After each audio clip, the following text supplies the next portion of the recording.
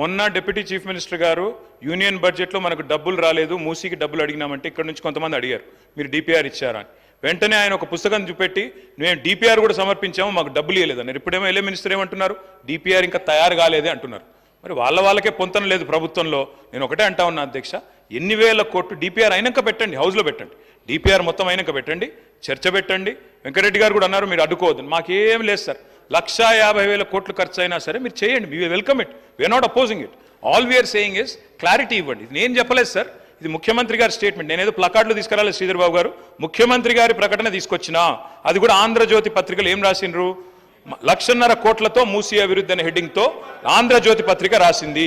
రాసినలో ఏం చెప్పిన అధ్యక్ష, ప్రపంచ స్థాయి పర్యాటక ప్రాంతంగా చేస్తాం, విశ్వనగరంగా చేరుస్తాం, ఎక్కడి నుంచి ఎవరొచ్చినా హక్కున చేర్చుకుంటాం అని సీఎం రేవంత్ రెడ్డి అన్నారు. నేనేమంటున్నా, నేను అనేదల్లా ఒకటే, మా ప్రభుత్వం ఉన్నప్పుడు 100% ఎస్టీపీల ట్రీట్మెంట్ కోసం, ఇప్పుడు ఎంఎన్యూడి మీ దగ్గరే ఉంది చీఫ్ మినిస్టర్ గారు, 3,866 కోట్ల రూపాయలతో, ఎందుకంటే హైదరాబాద్లో ఉత్పత్తి అయ్యే సివరేజ్ 2,000 MLD, మేము ఆనాడే 2,000 MLD కెపాసిటీకి 100% ఎస్టీపీలు పూర్తి చేసే విధంగా ప్రణాళిక రూపొందించిన. మీరు మొన్నపోయి ఒకటి ఓపెన్ చేసిండ్రు, ఉప్పల్లో నల్ల చెరువు ఎస్టీపీ మీరు మొన్నపోయి ఓపెన్ చేసిండ్రు. సరే పని మేము చేసినాం, రిబ్బన్ మీరు కట్ చేసిరు, సంతోషం.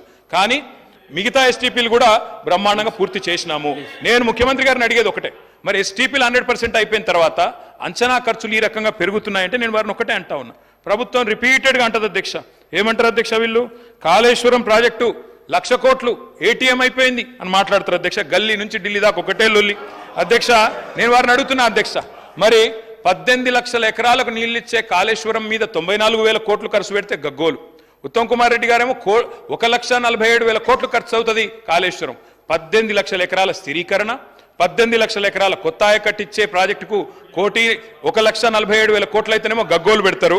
మరి నేను అడుగుతున్నా అధ్యక్ష, మూసీ సుందరీకరణ విషయంలో ఈ మూసీ ప్రాజెక్టుతో మురిసే రైతులెందరూ, నిల్వ ఉంచే టీఎంసీలెన్ని, సాగులోకి వచ్చే ఎకరాలెన్ని, పెరిగే పంటల దిగుబడి ఎంత, తీర్చే పారిశ్రామిక అవసరాలు ఎంత, కొత్తగా నిర్మించే రిజర్వాయర్లు ఎంత, ప్రజలకు కలిగే లాభం ఎంత, సృష్టించే ఆదాయం ఎంత, తప్పకుండా చెప్పాలా.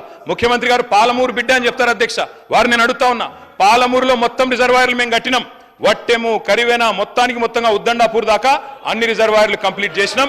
ఒక పంప్ ఆన్ చేసిన 31 పంపుల్లో. ముఖ్యమంత్రి గారు నేను అడుగుతున్నా, చివరి దశలో ఉన్న ప్రాజెక్టును కోల్డ్ స్టోరేజ్ లో పెట్టకండి, ముందుకు. మొన్న వీళ్ళు గవర్నర్ను కలిసి కాంగ్రెస్ పార్టీలో వచ్చిన ఎమ్మెల్యేల మీద అనర్హత వేటు వేయాలని చెప్పారు. ఎవరి ద్వారా ఇప్పించారు? కాంగ్రెస్ లో గెలిచి ఎమ్మెల్యేగా ఉంటూ మరి టీఆర్ఎస్ లో జాయిన్ అయినటువంటి సంబంధిత సోదర మంత్రి గారి ద్వారా ఇప్పించారు. అంటే ఇది ఎవరిని ప్రశ్నిస్తున్నారు? వాళ్ళు రాజీనామా చేసి తీసుకున్నారా?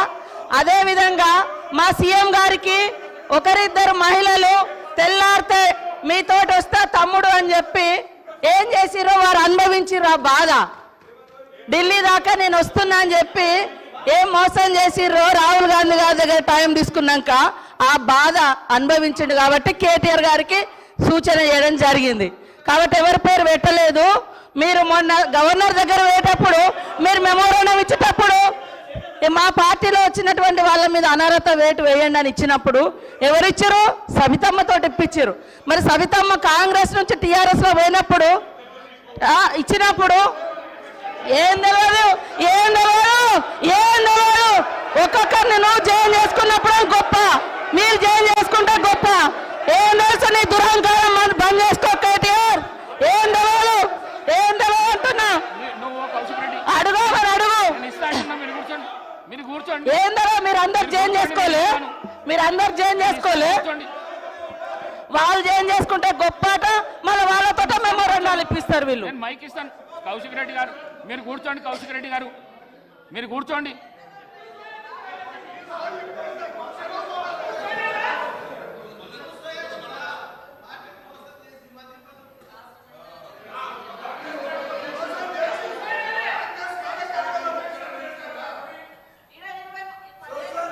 అనుభవించారు. మళ్ళీ అదే కాంగ్రెస్ విధానాల మీద తిడుతుంటే వాళ్ళిద్దరు చప్పట్లు కొట్టడం ఎంతవరకు కరెక్ట్ అధ్యక్ష? ఇప్పుడు కాంగ్రెస్ పార్టీలో 10 ఏళ్ళు మంత్రులుగా చేసిర్రు. మరి 70 ఏళ్ళ కాంగ్రెస్ విధి విధానాలు తెలిసే వాళ్ళ పదవులలో కొనసాగినప్పుడు మళ్ళీ కాంగ్రెస్ ని తిడుతూ ఉంటే రోజు ఇట్లా కొడుతూ ఉంటారు. అది కరెక్టా అధ్యక్ష? అది కరెక్టా? నేను అందుకనే మేము ఎప్పుడు కూడా మేము ఎప్పుడు కూడా ఒకటి కట్టుబడి ఉన్నాం అధ్యక్ష. మంచికి బాధ్యత మాదే, చెడుకు బాధ్యత మాదే అట్లున్నప్పుడు. కానీ మంచి వాటికి మేము గొప్పవాళ్ళం, చెడ్డ వాటికి మాకు సంబంధం లేదు అని చెప్పుకునే కల్చర్ మాకు లేదు. అప్పుడు కూడా అదే చెప్పినాం మేము. పాత వాటిలలో మేము ఉన్నప్పుడు మా బాధ్యత ఉంటే మేమే బాధ్యులమని చెప్పుకున్నాం. కానీ మీ లెక్క తిడతా అంటే చప్పట్లు కొట్టే సంస్కారం మాకు లేదు అధ్యక్ష. కూర్చోండి ప్లీజ్ ప్లీజ్ ప్లీజ్ ప్లీజ్.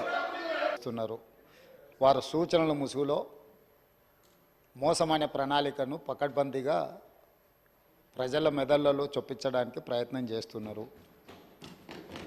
నేను తమ ద్వారా వారికి చేసే సూచన ఏంటంటే 10 సంవత్సరాలు పరిపాలన చేసిండ్రు. మీ అనుభవాలు మీకున్నాయి. మీ వల్ల ప్రజలకు కూడా కొన్ని అనుభవాలు ఉన్నాయి. ఆ ప్రజల అనుభవాల మేరకే ప్రజలు ఒక తీర్పు ఇచ్చిండ్రు. 10 సంవత్సరాలు ఏలిన మీరు 10 నెలలు కూడా పూర్తి చేసుకొని ప్రభుత్వం మీద కొన్ని వందల ఆరోపణలు చేస్తున్నారు. నాకేం అభ్యంతరం లేదు, అది మీ విజ్ఞత, మీ అవగాహన. అదేవిధంగా ఈరోజు వారు సిరిసిల్ల చేనేత కార్మికుల గురించి, బతుకమ్మ చీరల గురించి వారు గొప్పగా చెప్పిండ్రు. నాకేం అభ్యంతరం లేదు. చేనేత కార్మికులకు పని కల్పించడం కోసం ఆనాడు ప్రయత్నం చేసి ఈ పథకాన్ని ప్రవేశపెట్టినామన్నారు. 2017-18లో నాకు తెలిసినంత వరకు మొట్టమొదట ఈ చేనేత కార్మికులకు బతుకమ్మ చీరల పథకాన్ని ప్రవేశపెట్టారు.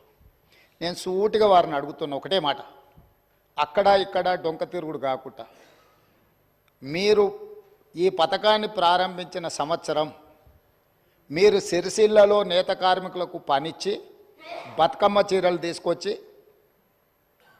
ఆడబిడ్డలకు పంచిపెట్టినరా, లేకపోతే మీ బినామీలకు కాంట్రాక్ట్లు ఇచ్చి సూరత్ వెళ్ళి సూరత్లో మీ తూకం కింద చీరలు తీసుకొచ్చి చీరల సైజు కంటే సైజు తక్కువ కట్ చేసి దండి కొట్టి ఆడబిడ్డలకు పంచిపెడితే ఆడబిడ్డలు తిరుగుబాటు చేసి ఇవి బతుకమ్మ చీరలు ఆడబిడ్డలు కట్టుకునేటివి కావు అని చెప్పి ఆడబిడ్డలు తిరుగుబాటు చేసిన మాట వాస్తవం కాదా? తమరి ద్వారా వారిని నేను ఏమడగదలుచుకున్నా అంటే ఒకటే మాట, స్ట్రైట్గా సమాధానం. మీరు పథకం ప్రారంభించిన రోజు పేదలకు ఇచ్చిన చీరలు సిరిసిల్ల చేనేత కార్మికులు నేసినాయా? సూరత్కి వెళ్ళి కిలోల కింద తూకంలో కొనుక్కొచ్చి కమిషన్లు కొట్టి పేదలను మోసం చేసిండ్రా లేదా వారు చెప్పాలి. నెంబర్ 1 అధ్యక్ష.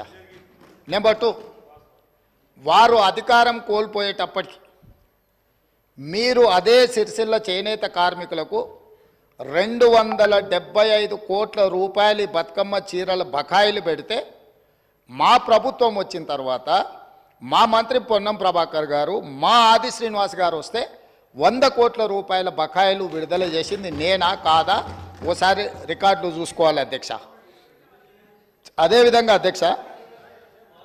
అదేవిధంగా ఎయిర్పోర్టుకు మెట్రో రైల్ గురించి చాలా విషయాలు వారు మాట్లాడినరు. దాన్ని మళ్ళా ఇంకొక సందర్భంలో నేను వివరంగా చెప్తాను దాని మీద.